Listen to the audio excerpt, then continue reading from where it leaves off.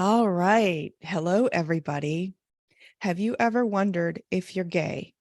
Or do you know you're gay, but you're terrified to come out to your family, your friends, your colleagues at work, your community, your neighborhood, your faith community? What do you do when you know you're gay and you want to come out desperately, but you're terrified? Today, you are going to get answers from a woman who is so wise, who's written a book about her life and her courage to come out and live in love as she truly desires for 40 years with her partner and ultimately wife. I want you to meet Joanie Lindenmeyer, author of None Better, an amazing love story. Welcome, Joanie.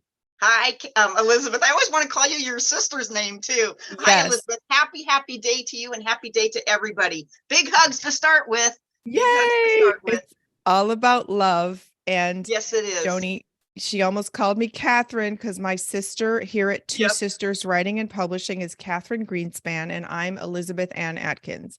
And I helped Joanie. I coached her to write this book from an idea, and then I edited it for her and we published it, and it's getting rave reviews. It's changing lives for people, and it's just so powerful.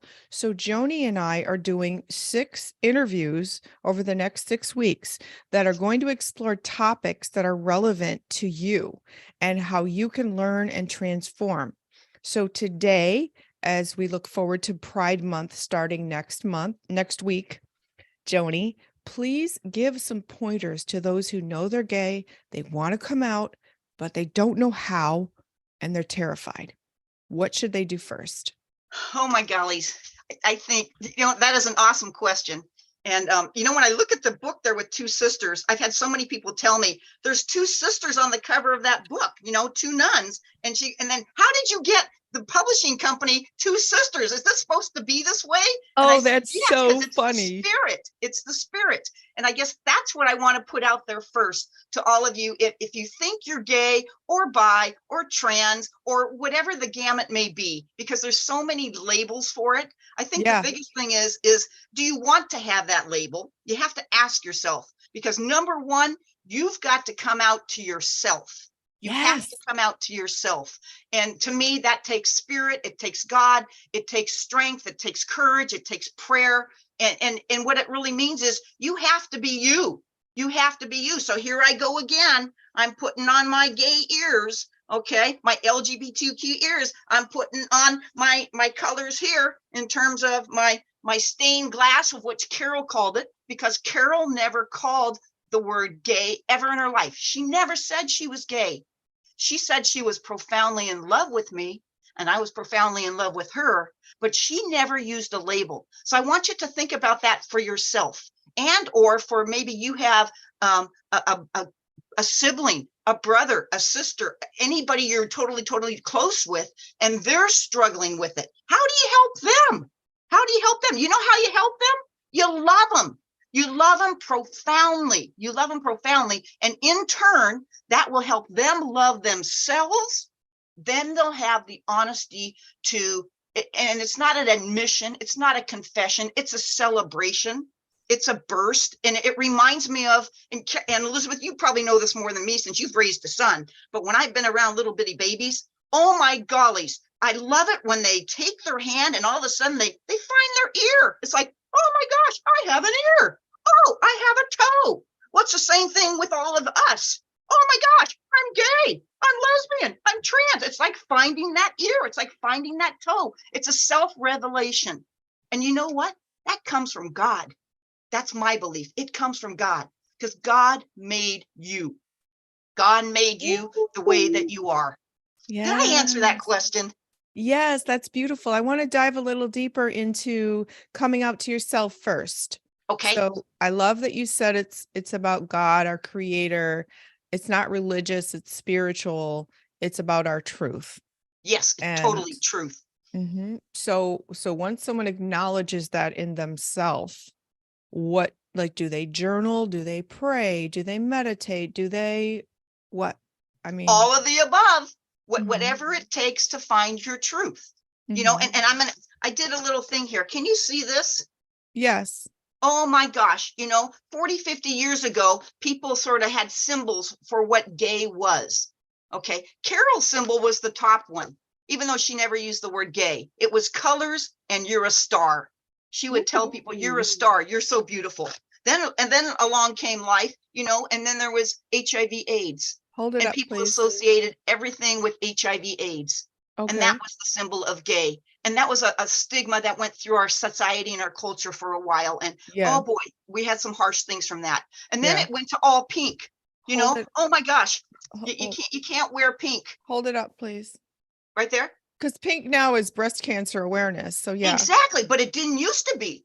And it What used was to it? be the whole symbol of gay things like, oh, real men don't wear pink. Well, what the hey? You can wear whatever color you want to wear. So it transferred into this. And now, do men wear gay? Do men wear pink? You betcha. Okay. And then how about this one here? Hold it This is up, please. okay. That's an LGBTQ older Move it one over. So yeah, okay. So that's right sort there. of a tie-dye. You That's bet. You bet. And it's all about color. And isn't that what uh-huh. the rainbow's all about? The Yeah. rainbow makes a promise. It's a Yes. scriptural promise. And Mm-hmm. you be your best you be your best self. And then the Mm-hmm. next part of coming out, Elizabeth, is, once you come out to yourself, then you choose who you come out to. Your Okay. friends, your family, and how you do that.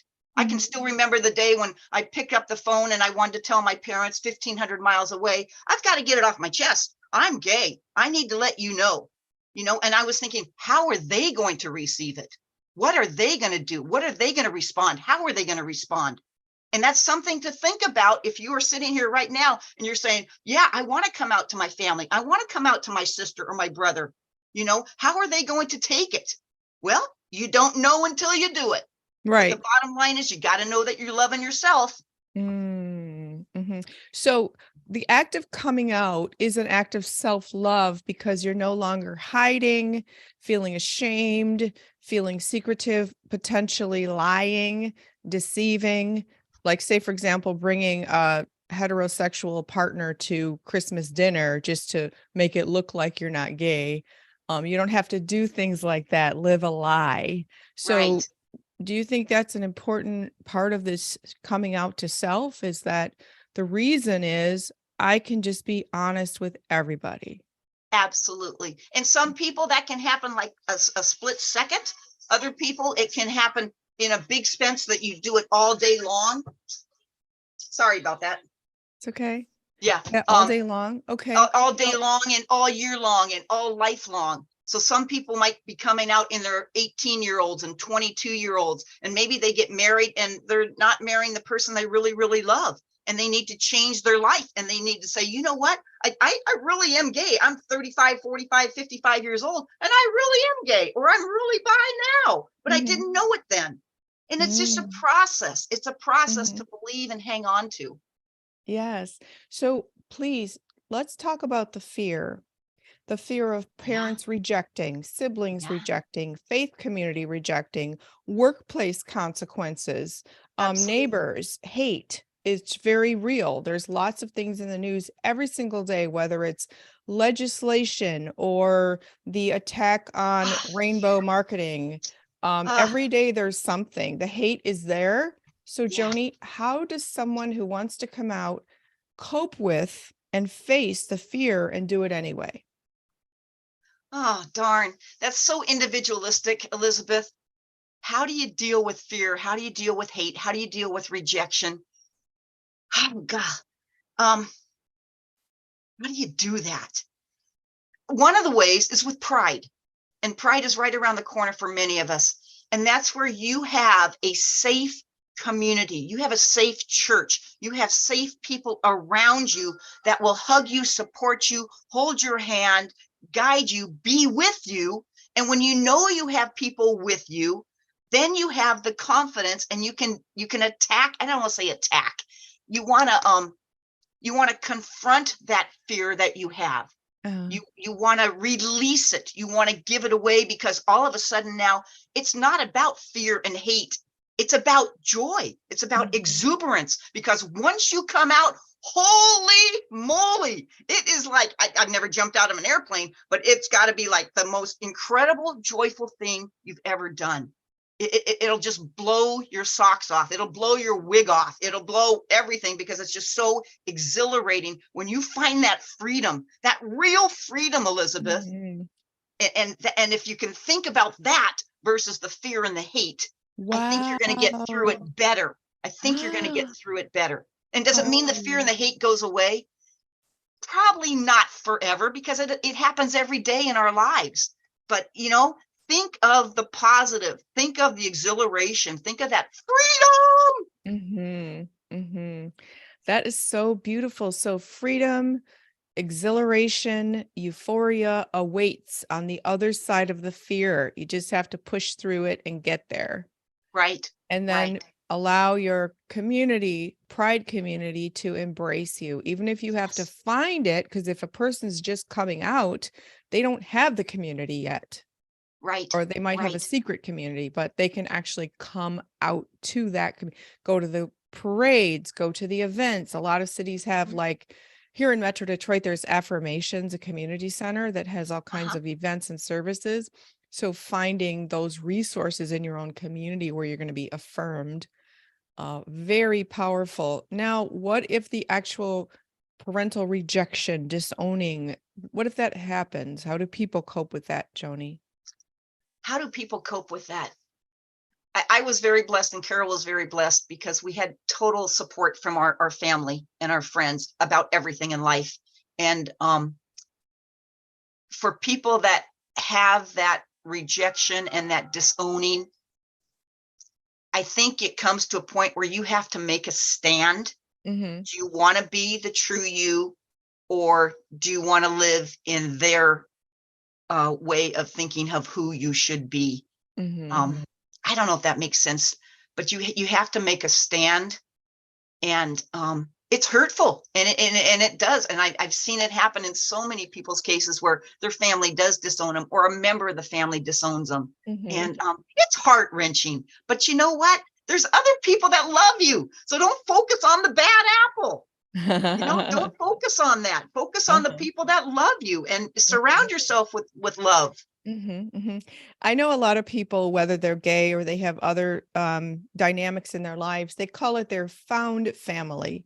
It's people who they're not related to. And in your book, you actually talk about the community that you and Carol cultivated of gay people in your area in Oregon, where they would come to your house for Easter. They would celebrate. It's your found family. It's people who affirm you, who mirror your own beliefs and values and lifestyle. So do you agree with that? I do.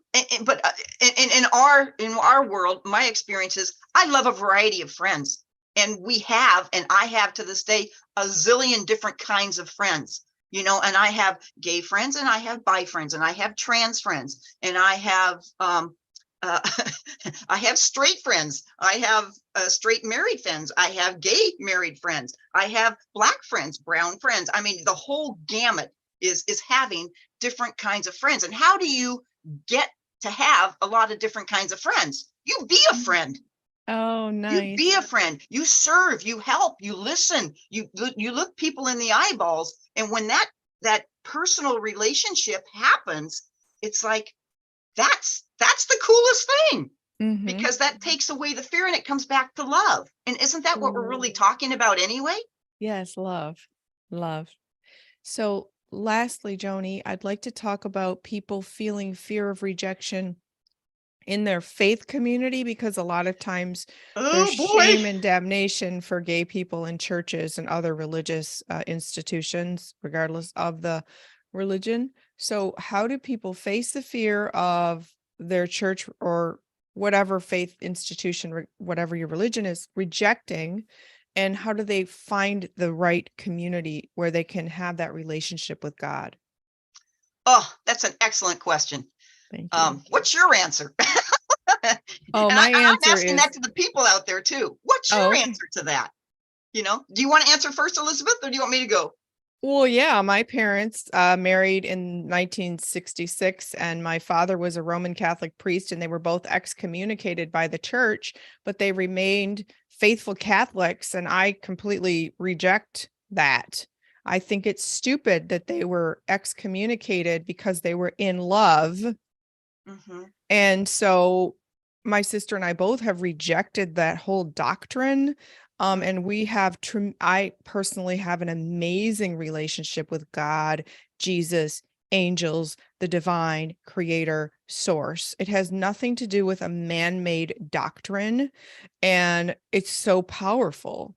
So I hope everybody can hear what I just said. It has nothing Yes. to do with the rules that people made. It's about you and God. And there's lots of communities in churches and Yes. other religions where you can find your tribe to pray and have an amazing relationship with God. Yes. Yes. Oh, wow. Really well said. And I can feel that you're still adamantly wanting that relationship with God and not wanting one with the designated man-made rules of a church. No. That's awesome. So another way would be is to find the church that does fit who you are. And so there are many churches, and you can Google them. You can go visit them. You can go talk to their pastors and their deacons and the parishioners and ask them, "Hey, are you gay friendly? Are you LGBTQ friendly? Are you willing to help other people in need? Find out what you want from your church or your community." I have found that to be true with St. Timothy's in Brookings, Oregon here, with Father Bernie, Deacon Linda, and the parishioners, and they are so open-armed for LGBTQ people and issues, and it's in their church national policies and everything. And so that's a really, really cool thing. You talked about, you see my little angel here? Oh, that's beautiful. Yeah. Do you think this angel is lesbian, gay, bi, or trans? I none of the above. It's just None of angels the are pure above. love. Exactly. And that's God, and that's Jesus, and that's angels. It doesn't matter what your sexual orientation is, because your faith, as you just said, your faith and relationship with God is number one. So wherever you can find that, that's what it's all about. I love it. That's beautiful, Joanie. That's beautiful. So just to summarize today, you're saying for a person who wants to come out and is terrified, come out to yourself first. Yes. Then find the community that's going to embrace and celebrate you, your pride community. Yes. Think about the joy and freedom that await on the other side of fear. Yes. If someone rejects you, whether it's a family member, friend, workplace, just they're not your tribe, and go find your tribe that's going to vibe with who you are and love you as you are. Yes. Okay. And then in terms of faith, find a faith community that is going to embrace and celebrate your truth. Yes.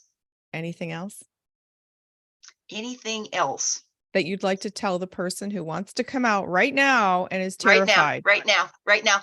The spirit is moving. And in the Catholic Church this weekend is Pentecost, the 50th day after Easter. And there are things like the 7 gifts of the spirits: understanding, wisdom, counsel, piety, and how about wonder, awe of the Lord.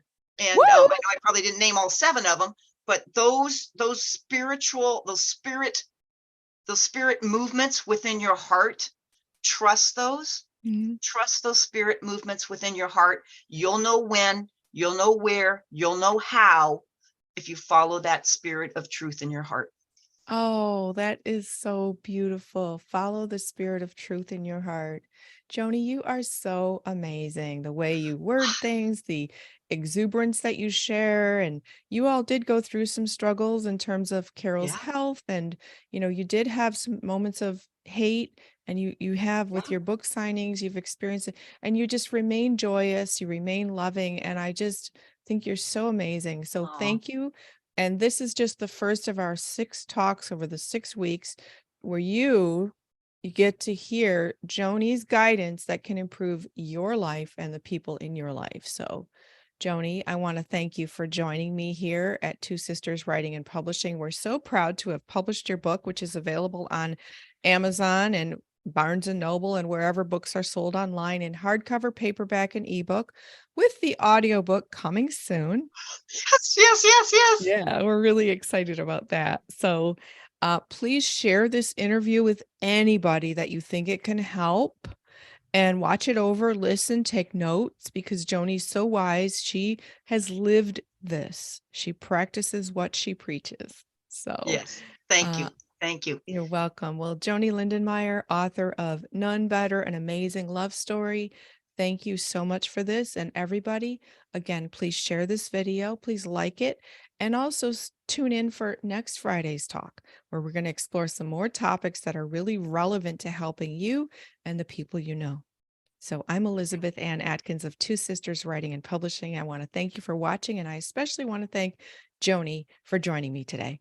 Oh, thank you, Elizabeth, and great big hugs. And Big hugs. hey, love you bunches, Elizabeth, Love you and everybody. too. Love you Yes. bunches. Spread love. Yes, lots of love. Thank you, Joanie. Thank you, Elizabeth. Have a great day, everybody.